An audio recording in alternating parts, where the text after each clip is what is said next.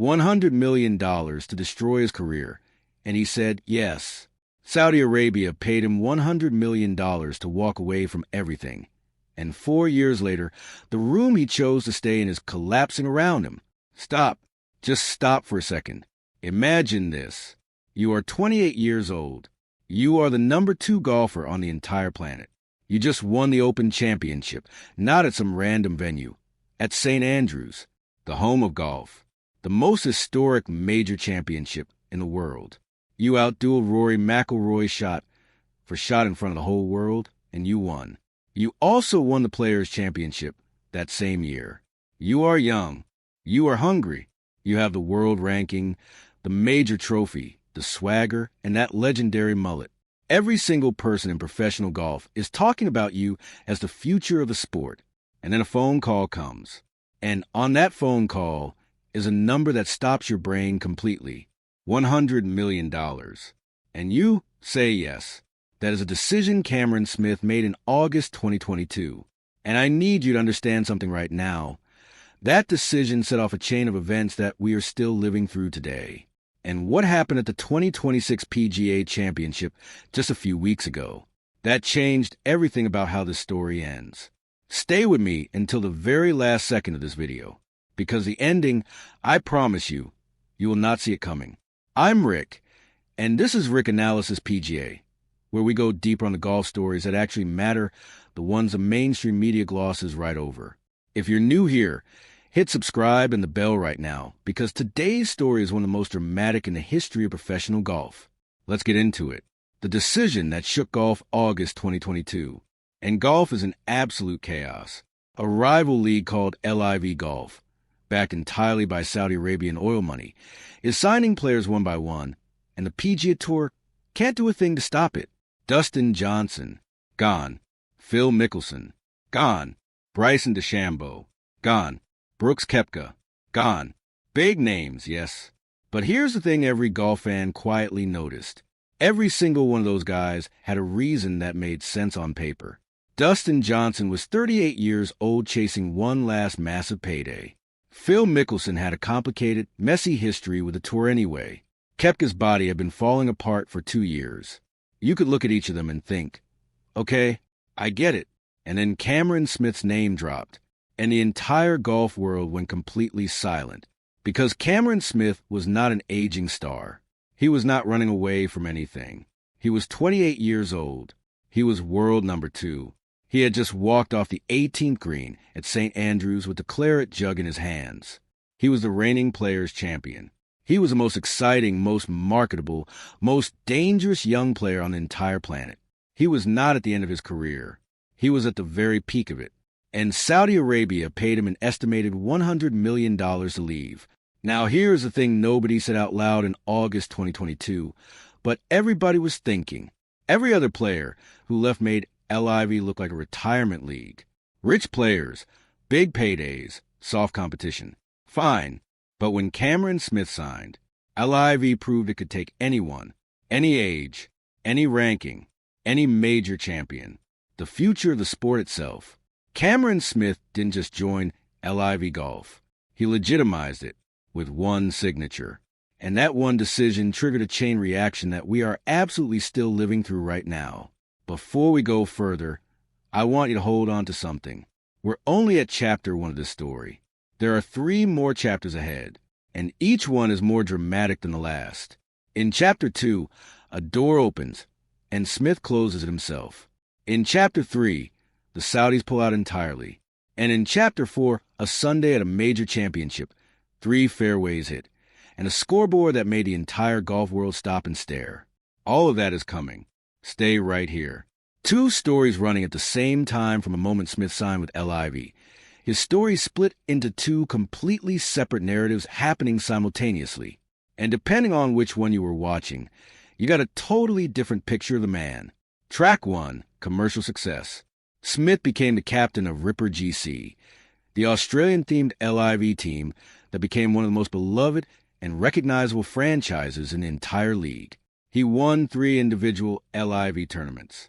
He earned an estimated $50 million in prize money across 4 seasons, on top of that $100 million signing bonus.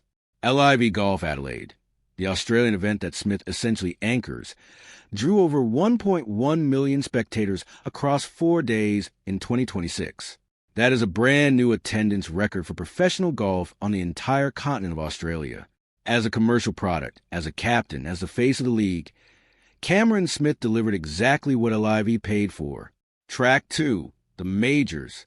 And this is where the story gets deeply uncomfortable. 2024 Open Championship at Royal Troon. Miscut every single major in 2025. Miscut every one. 2026 Masters, rounds of 74 and 77. Miscut. That is 6 consecutive missed major cuts for a man who won the Open Championship at the home of golf just 4 years earlier. And it wasn't just the majors. His individual form on LIV had gone completely dry. His last individual LIV win was at Bedminster in 2023. After that, 35 consecutive LIV regular season starts without a single win. And people started asking the question everyone was terrified to say out loud. Had Cameron Smith actually gotten worse? Had the no-cut formats, the guaranteed money, the relaxed atmosphere of LIV Golf, had it genuinely dulled the competitive edge that made him one of the best players in the world in the first place? The man who outdueled Rory McIlroy at St. Andrews.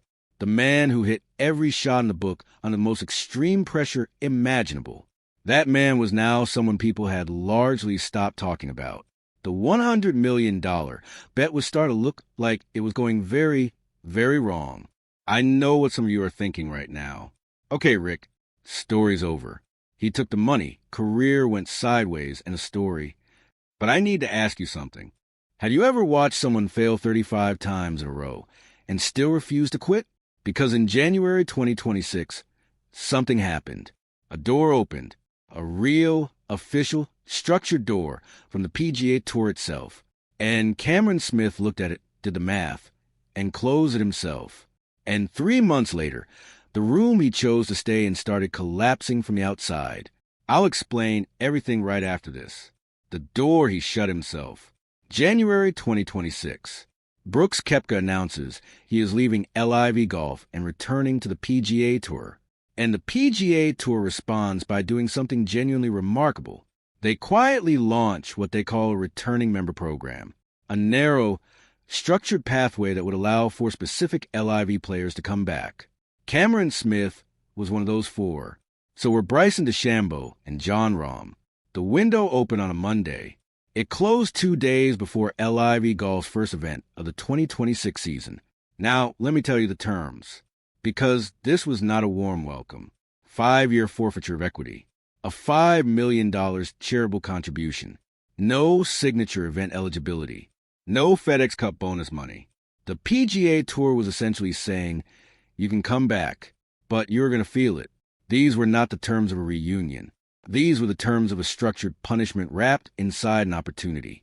At LIV Golf's Media Day in Florida, a reporter asked Smith directly, was he going back? His answer became the defining quote of his entire 2026 season. He said, I've made my bed and I'm going to sleep in it. I feel like I'm in a really good place in my career, in my life, my family life. I don't need to change it. No anger, no defensiveness, no bitterness. Just a man who had done the math and decided the price of going back was higher than he was willing to pay.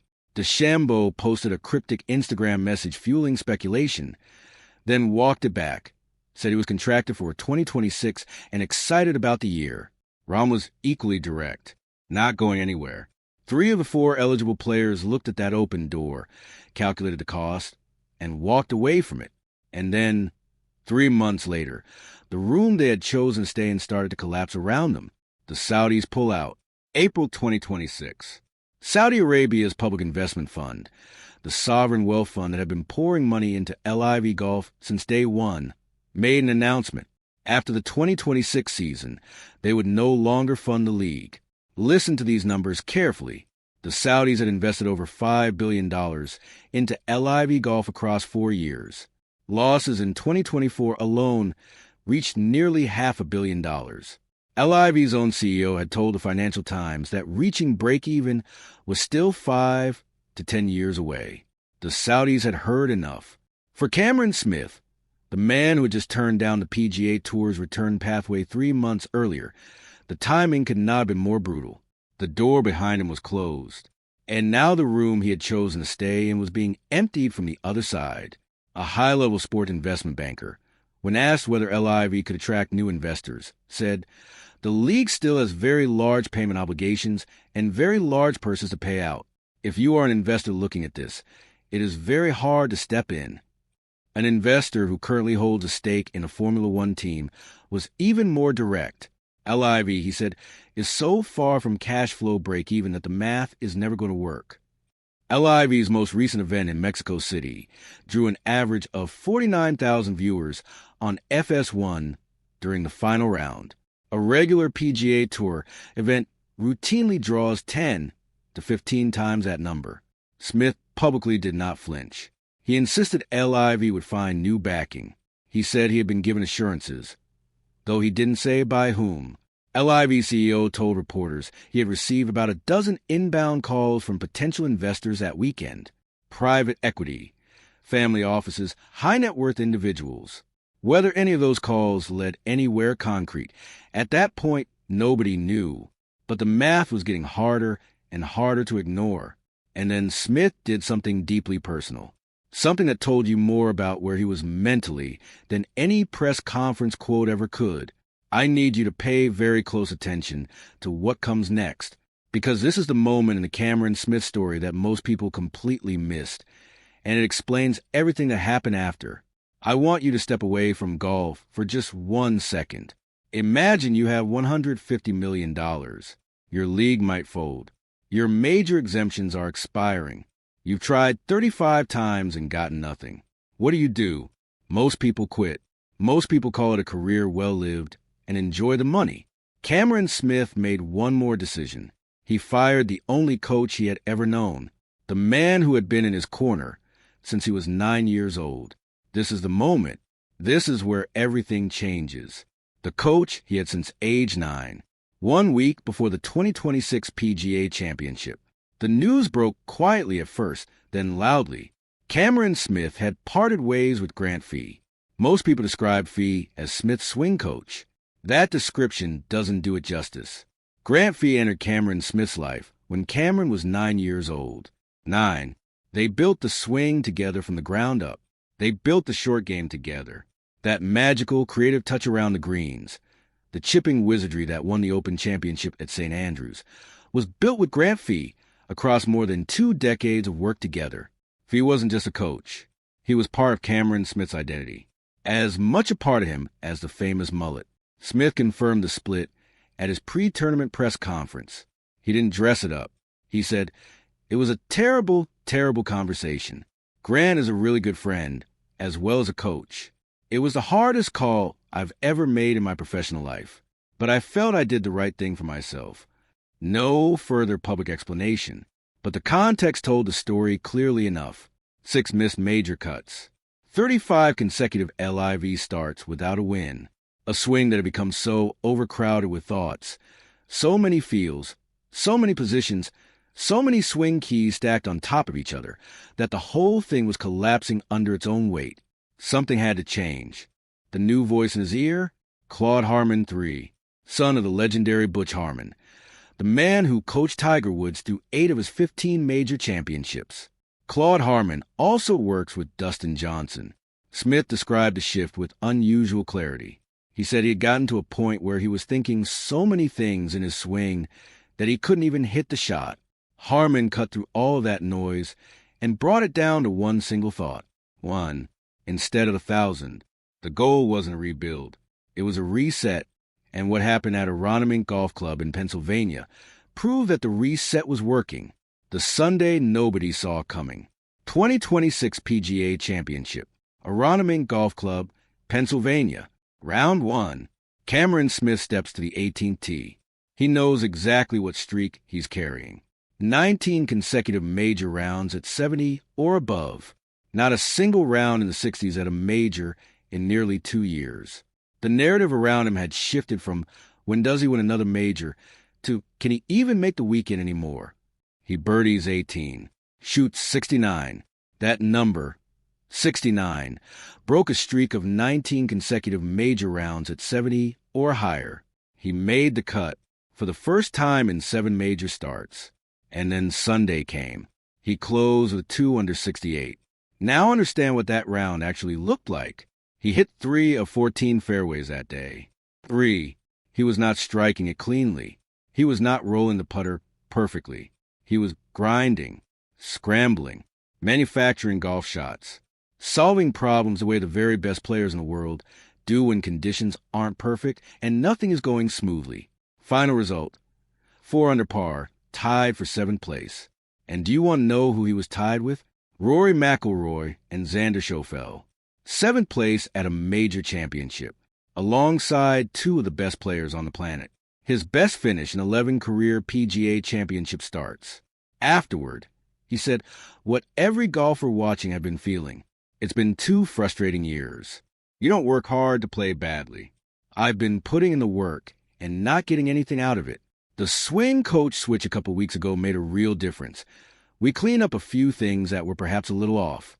And even under the pressure of a Sunday at a major, I could trust it. And he wasn't alone on that leaderboard. Jon Rahm finished tied 2nd. Joaquin Niemann was under par. Dustin Johnson shot 68 on Saturday. LIV players were all over the board. Even Brandel Chambly, one of the most persistent and consistent critics of LIV Golf, said on television that he really missed watching Cameron Smith play golf. That Smith reminded him of a Tom Watson type of player. But Chambly's praise came with a caveat. And that caveat is at the heart of everything we've been building toward in this entire story. Where does this end? Chambly said he missed watching Smith, but he held his ground on the bigger argument. He said the before and after for LIV players was undeniable. Not 1 or 2 players. Every single LIV player. The data, he said, was clear, and that is the question nobody can answer yet. Look at the other big LIV names. Koepka is already back on the PGA Tour.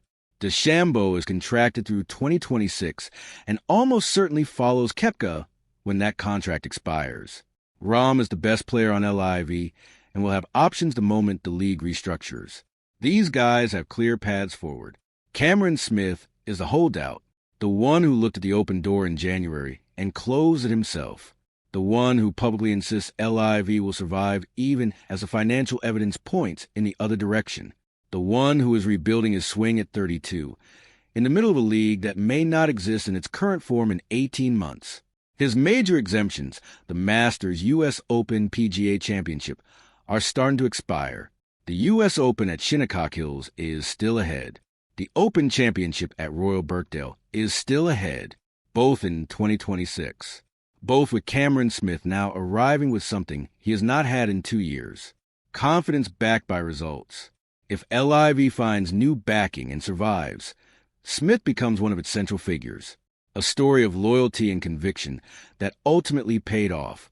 If LIV folds, the picture is significantly harder. He is a 5-time PGA Tour winner and an Open champion whose exemptions are expiring, whose return pathway is already closed once, who would be rebuilding largely from scratch. The PGA Tour has absolutely no obligation to make that easy. And here is the most remarkable part of everything I have told you today.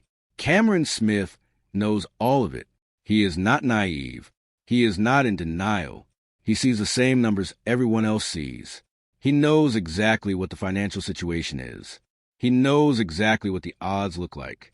And his response to all of it, when asked about his future, was this: I can promise you the fire is in the belly. It's just a matter of time. I don't think time is running out on my major career by any means. This is a man who fired the only coach he had ever known, who turned down the only structured return pathway available to him, who watched the entire financial foundation of his tour evaporate 3 months after he chose to stay, and then went out at a major championship and shot 68 on a Sunday, hitting 3 fairways, finishing tied 7th alongside 2 of the best players in the world. Is he a man of extraordinary conviction, or the man who made the most expensive mistake in the history of professional golf? The $100 million bet is not over yet, and that is exactly why you need to be subscribed to Rick Analysis PGA. Because when the next chapter of this story breaks, and it will break, we're going to be all over it. hit subscribe, hit the bell, and drop a comment below right now. Do you think LIV Golf survives?